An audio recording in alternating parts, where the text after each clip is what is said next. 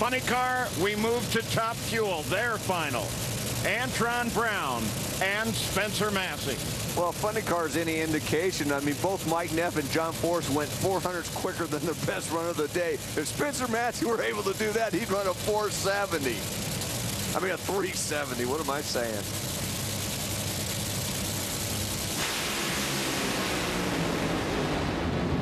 Look at that race. Look at that race. Absolutely.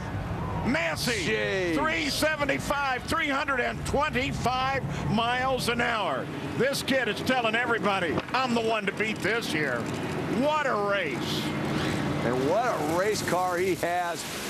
Antron Brown had the advantage off of the starting line. Spencer Massey had to drive around him in a 375 at 325 miles an hour. You're going to be able to do that a lot over the season.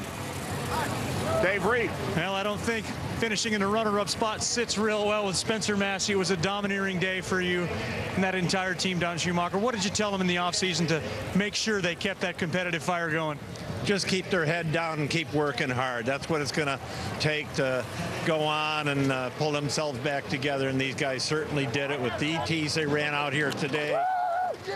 All three of my Top Fuel teams did an awesome job. My funny car teams struggled a little bit, but they certainly came around.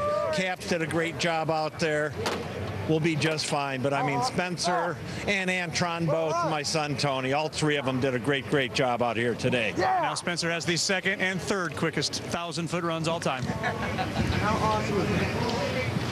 The Wally will placed in the hands of Spencer Massey. A 74 in the semifinals, a 75 in the finals, and yet we saw you come around the corner in your reaction. Did you know you had won? I really didn't. I tried looking up at the scoreboard as I passed by to see the win light. I couldn't really tell. I saw a 70-something. I kind of waited around the corner until I saw the reaction, and we got the win. I mean, this is unbelievable for Presto and for Fram to finish on a note like we did last year by 4,000ths of a second, getting second place.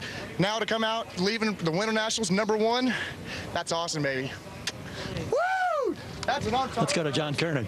And back here with a disappointed Mike Neff. And Mike, a 175 light, obviously you had to be distracted, right? I did, yeah. I mean, first of all, there's no excuses. I mean, I feel terrible for my guys. They worked hard, gave me a great car this weekend. But yeah, I don't know, when we were going to stage, I staged first and I was waiting for John, and then I could have swore I heard like the engine revving up, and I thought, is that him revving his engine up, or is that, then I thought, is that me revving the engine up or something? I might have been hearing things, but yeah, I was dead late. That's just unfortunate, but you know, on a positive note, at least the boss got a win. He'll be happier that way.